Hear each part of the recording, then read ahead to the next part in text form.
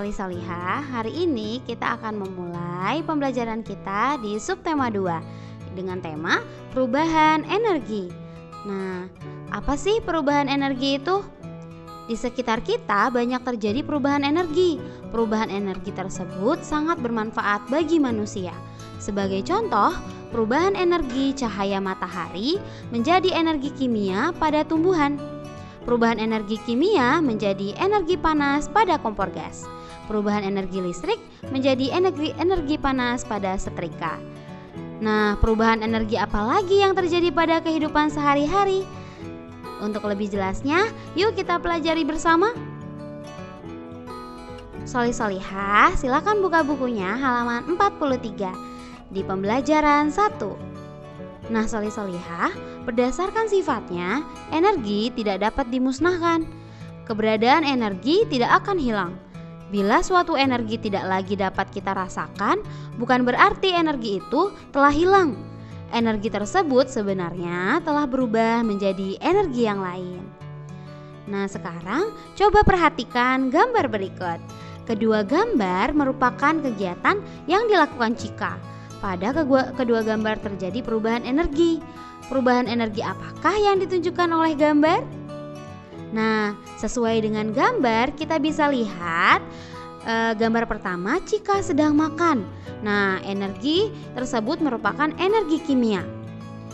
Dan ketika Chika sedang makan, ia mengubah energi tersebut menjadi energi gerak setelah ia melakukan kegiatan yang lain. Nah, begitu solih-solihah. Untuk lebih lengkapnya, yuk saksikan beberapa video berikut ini. Nah, solih-solihah, di halaman 43 di Ayo Mendengarkan, kita akan baca tentang perubahan energi kimia. Apa sih perubahan energi kimia itu? Nah, ketika kita telah memahami bahwa energi dapat berubah bentuk, perubahan energi sangat bermanfaat bagi kehidupan kita. Salah satu contohnya adalah perubahan energi pada makanan yang merupakan sumber energi kimia dalam tubuh kita.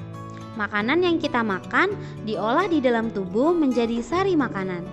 Sari-sari makanan berubah menjadi energi panas. Kemudian energi panas tubuh diubah menjadi energi gerak bagi tubuh kita. Dengan energi gerak inilah tubuh kita dapat melakukan kegiatan sehari-hari. Wah, ternyata begitu ya cara perubahan energi yang terjadi di dalam tubuh kita. Selain peristiwa tersebut, ada lagi nih contoh lain perubahan energi kimia. Apa saja ya? Yang pertama, perubahan energi kimia menjadi energi panas. Nah, contoh perubahan energi kimia menjadi energi panas adalah bahan bakar, misalnya LPG dan minyak tanah pada kompor yang merupakan sumber energi kimia. Jika kompor dinyalakan, maka timbullah panas. Dengan energi panas itu kita bisa memasak. Nah, jadi jelas ya perubahan energinya dari kompor yang berisi gas dan minyak tanah bisa berubah menjadi energi panas yang berbentuk api. Nah, yang kedua adalah perubahan energi kimia menjadi energi gerak. Contoh perubahan energi kimia menjadi energi gerak adalah berbagai alat transportasi seperti kereta uap, mobil, dan motor. Kereta uap berbahan bakar batu bara dan kendaraan bermotor berbahan bakar bensin atau solar. Batu bara, bensin, atau solar merupakan sumber energi kimia. Jika bahan bakar tersebut terbakar, dapat menggerakkan alat transportasi. Nah, solih-solihah pasti punya nih di rumah, pasti juga pernah mengendarai mobil atau motor. Nah, jika mobil atau motor tersebut diam, ia memiliki energi kimia. Nah, ketika dia bergerak dan bahan bakarnya mulai terbakar, ia mulai berubah energinya menjadi energi gerak dan motor dan mobilnya juga ikut bergerak. Nah, itu adalah perubahan energi kimia menjadi energi gerak. Sekarang yang ketiga, perubahan energi kimia menjadi energi listrik. Jadi energi kimia bisa juga nih menjadi listrik. Apa ya contohnya? Contohnya adalah batu baterai. Batu baterai merupakan sumber energi kimia. Batu baterai mengandung bahan kimia yang dapat menghasilkan listrik. Baterai dapat digunakan hingga listrik yang dapat dihasilkan menjadi habis. Nah, baterai juga berguna agar alat-alat seperti senter, arloji, radio, dan mainan dapat berfungsi. Nah, jadi solih-solihah, baterai ini merupakan sumber dari energi kimia. Dia dapat berubah menjadi energi listrik. Ketika kita nih membutuhkan senter dari baterai, nanti dia bisa berubah menjadi cahaya karena teralirkan oleh listrik. Nah, seperti itu ya contohnya. Nah, sekarang yang terakhir adalah perubahan energi kimia menjadi energi cahaya. Nah, contoh perubahan energi kimia menjadi energi cahaya adalah pada saat menyalakan lilin atau lampu minyak. Saat menyalakan lilin akan muncul cahaya api sebagai hasil dari pembakaran. Demikian pula dengan lampu minyak. Nah, solih-solihah yang pernah misalkan di rumahnya sedang mati lampu, nah pasti menggunakan lilin. Lilin itu merupakan energi kimia saat dia tidak dibakar. Nah, setelah ia dibakar, ia akan berubah menjadi energi cahaya karena ia bisa menerangi suatu ruangan yang gelap. Nah, solih-solihah, seperti itu adalah perubahan energi kimia menjadi energi-energi yang lain. Sekarang kita perhatikan pembahasan video yang lainnya ya. Nah, solih-solihah, dibuka bukunya halaman 46. Ayo membaca. Energi kimia pada makanan membuat kita dapat melakukan berbagai aktivitas. Salah satunya adalah menari. Gerakan menari bukan gerakan biasa, tetapi merupakan gerakan yang teratur sesuai dengan irama tertentu. Terdapat dua jenis gerakan dalam menari, yaitu gerakan lemah dan gerakan kuat. Contoh tarian yang gerakannya lemah gemulai adalah tari lilin dari Sumatera Barat. Nah, contohnya seperti ini.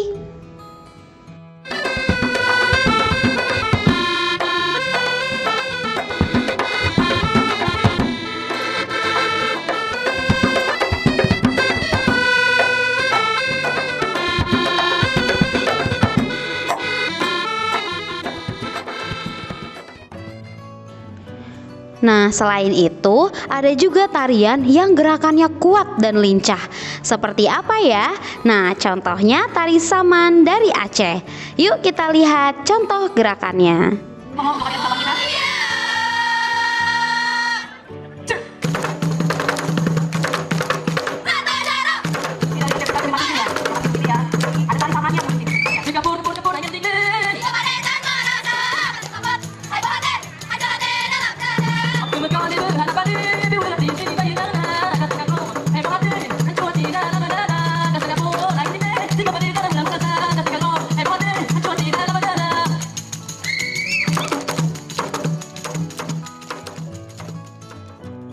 Solih-solihah, silakan dibuka bukunya halaman 52. Energi listrik dalam kehidupan. Dengan melakukan olahraga, berarti di dalam tubuhmu terjadi perubahan energi, yaitu energi kimia, berubah menjadi energi panas, lalu berubah menjadi energi gerak. Apakah hanya pada makanan saja terjadi perubahan energi? Apakah perubahan energi hanya terjadi di dalam tubuh manusia? Perubahan energi banyak terjadi di sekitar kita. Marilah kita pelajari lebih lanjut contoh-contoh perubahan energi. Yang pertama, perubahan energi listrik menjadi energi panas. Perubahan ini dapat kita amati pada beberapa alat rumah tangga seperti setrika listrik, kompor listrik, teko listrik, dan penanak nasi. Di dalam alat-alat tersebut terdapat elemen pemanas. Ketika dialiri arus listrik, elemen panas menjadi panas. Nah, itulah contoh perubahan energi listrik menjadi energi panas. Yang kedua, perubahan energi listrik menjadi energi cahaya. Contohnya dapat kita lihat pada lampu. Saat saklar dinyalakan, arus listrik mengalir dan membuat lampu menyala. Selain lampu, perubahan energi listrik menjadi cahaya juga terjadi pada televisi dan layar komputer. Yang ketiga, perubahan energi listrik menjadi energi gerak. Contoh perubahan energi listrik menjadi energi gerak dapat dilihat pada beberapa alat seperti kipas angin, mixer, bor listrik, gergaji listrik, dan mesin jahit. Bagaimana alat-alat tersebut dapat mengubah energi listrik menjadi energi gerak? Nah, alat-alat tersebut dapat berubah energi listrik menjadi energi gerak dengan bantuan motor listrik, sehingga poros pada alat-alat listrik bergerak. Perubahan energi listrik menjadi energi bunyi. Perubahan ini contohnya yaitu bel listrik, sirene, radio, dan televisi. Ketika dialiri arus listrik, maka alat-alat itu akan mengeluarkan bunyi. Kelima, perubahan energi gerak menjadi bunyi. Perubahan energi gerak menjadi bunyi contohnya terjadi saat seseorang memainkan alat musik. Seorang pemain drum menggunakan energi geraknya untuk membunyikan, atau pemain gitar menggerakkan jari-jarinya untuk memetik senar gitar agar mengeluarkan bunyi. Yang keenam, perubahan energi cahaya menjadi energi listrik. Pada pembangkit listrik tenaga surya, cahaya matahari ditangkap kemudian diubah menjadi listrik oleh alat yang disebut panel surya. Yang ketujuh, perubahan energi gerak menjadi energi listrik. Pada pembangkit listrik tenaga air dan tenaga angin, aliran air dan angin akan memutar turbin. Berputarnya turbin akan menyebabkan generator berputar sehingga dihasilkan listrik. Nah, itulah beberapa perubahan energi listrik dalam kehidupan kita sehari-hari. Soli-soliha, silakan dibuka halaman 56 pembelajaran 3. Di sini Ustazah akan membacakan percakapan. Tugas kunjungan. Murid-murid mendapat tugas membuat laporan tentang kunjungan ke tempat tertentu. Cika, Ria, Putu, dan Aryo berdiskusi untuk membicarakan persiapan kelompok untuk tugas tersebut. Mereka sudah berjanji untuk berkumpul di rumah Cika. Ria, Putu, selamat pagi Cika. Aryo, hai Cika, semoga kami tidak terlambat. Cika, selamat pagi teman-teman, ayo masuk. Aryo, bagaimana rencana kunjungan kita? Kemana kita akan pergi? Ria, bagaimana kalau kita berkunjung ke PT KAI? Kita dapat mengetahui banyak hal tentang kereta api. Aryo, aku kurang suka kalau kita pergi ke sana. Bagaimana bila ke depan saja? Cika, aku tidak setuju Di sana kita hanya akan bermain-main saja. Putu, bagaimana bila kita berkunjung ke Waduk Jatiluhur?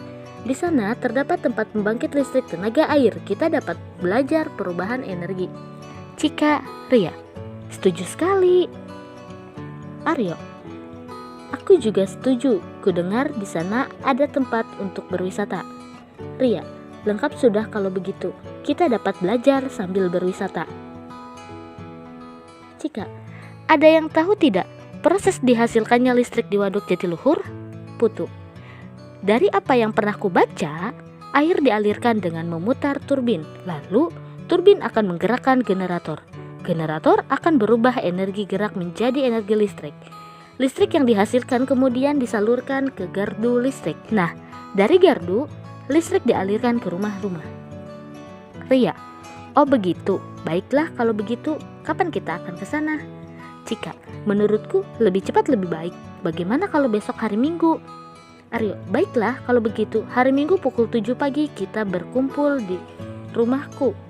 Orang tuaku kemungkinan bisa mengantar.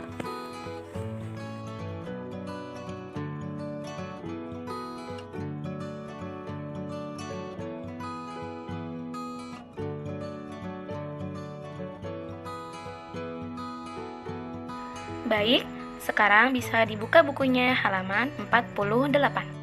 Ayo membaca. Soli-soliha bisa perhatikan judul kegiatan Cika. Selain menari, masih banyak kegiatan Cika di sekolah pada hari ini.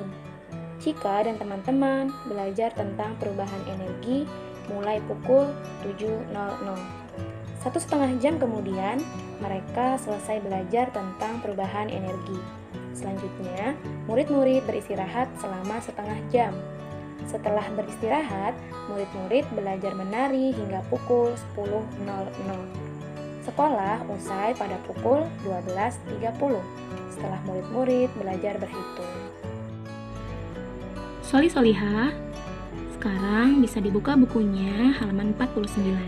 Kita akan berlatih mengerjakan soal-soal berdasarkan cerita yang sudah Ustazah bacakan tadi. Nomor 1. pada pukul berapa murid-murid beristirahat? Sudah kita ketahui bersama ya bahwa mula-mula kita belajar pada pukul 7.00, kemudian berlangsung selama 1,5 jam atau 1 jam 30 menit. Ustazah akan jelaskan dengan 2 cara. Kita bisa langsung dengan menjumlahkan.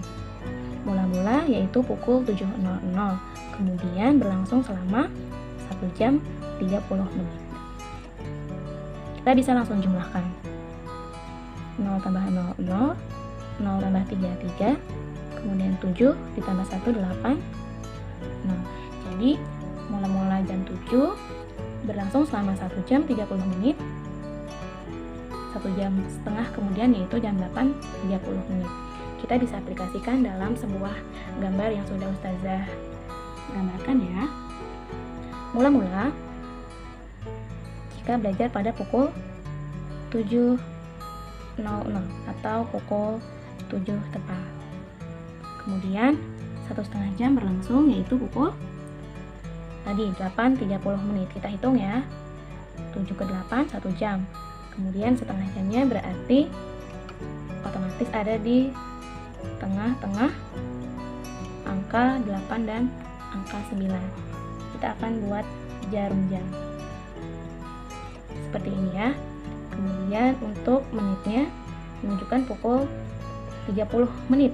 Kita akan berhitung. Jarak dari angka 12 ke 1, 5 menit. Kemudian 5 menit juga. 5 menit. 5 menit. 5 menit. Dan 5 menit. Kita hitung ya.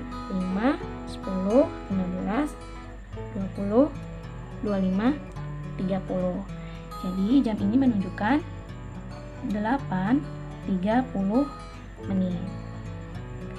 Berarti murid-murid beristirahat pada pukul 8.30 menit.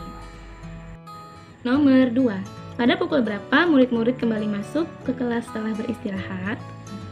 Sudah kita ketahui bersama bahwa murid-murid berlangsung belajar selama 1,5 jam, yaitu tadi menunjukkan pukul 8.30 menit.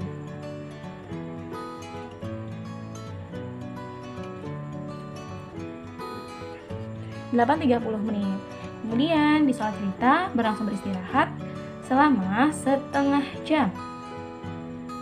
Berarti murid-murid akan kembali masuk ke kelas setelah setengah jam kemudian. Kita dapat berhitung. Kita akan menjumlahkan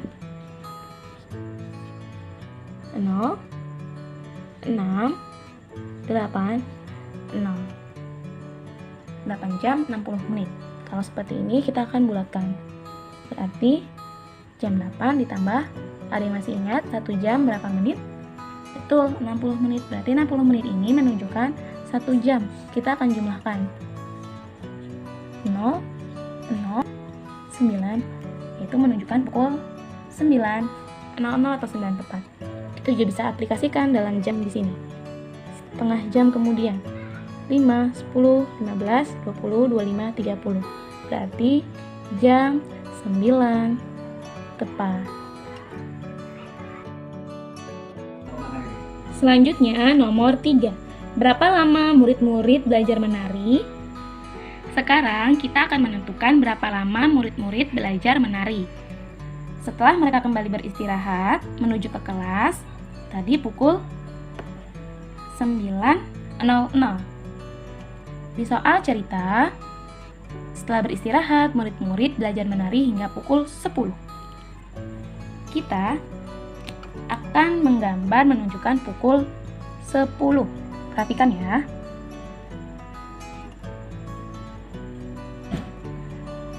Dari 9 ke 10 berapa jam? Ya, betul, 1 jam atau 60 menit.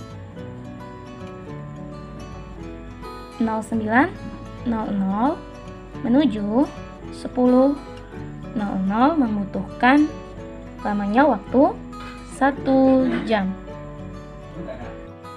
Nomor 4. Berapa lama murid-murid belajar di sekolah semenjak pagi? 7.00 menuju 12.30, berarti ada di tengah-tengah ini ya. Mari kita hitung bersama. 1, 2, 3, 4, 5. Ada di 12.30, berarti tengah-tengah antara 12 dan 1. Kita ulangi, 1, 2, 3, 4, 5. Berarti menunjukkan lamanya yaitu 5 jam 30 menit. Perhatikan nomor 5. Gambarlah pada jam waktu murid-murid pulang sekolah. Sudah dijelaskan di dalam cerita bahwa murid-murid pulang sekolah pada pukul 12.30. Solihah, kita akan menentukan terlebih dahulu untuk jarum pendeknya di angka 12.30. Karena adalah 30 menit, berarti menunjukkan di antara tengah-tengah ya, tengah-tengah angka 12 dan angka 1. Kemudian menitnya 35, 10, 15, 20, 25, 30, berarti jarum panjangnya menunjukkan angka 6. Ya, ini adalah jam yang menunjukkan angka 12.30 menit. Solihah, sekarang kita akan berlatih melengkapi tabel dengan lama kegiatan yang dilakukan oleh Cika, Putu, dan Ria. Dan satu temannya lagi yang bernama Aryo. Untuk nomor 1, teman-teman bisa dibuka bukunya halaman 58. Kita akan menentukan tiba di Waduk Jatiluhur, kegiatannya pada pukul 11. Pada pukul 11.00, mereka tiba di Waduk Jatiluhur. Keberangkatan mula-mula yaitu pukul 7.30. Berarti awalnya pukul 7.30. 7.30 sampai pada pukul 11. Berapa jam yang dilewati? Kita akan menghitung dengan gambar jam berikut ini. Baik, tadi kita sudah ketahui bahwa jam 7 tepat mereka berangkat dan tiba pada pukul 11. Awalnya jam 7, kemudian tiba pukul 11. Kita akan menghitung berapa lama perjalanan mereka menuju waduk. Kita hitung bersama ya. 1, 2, 3, 4. Ya, betul.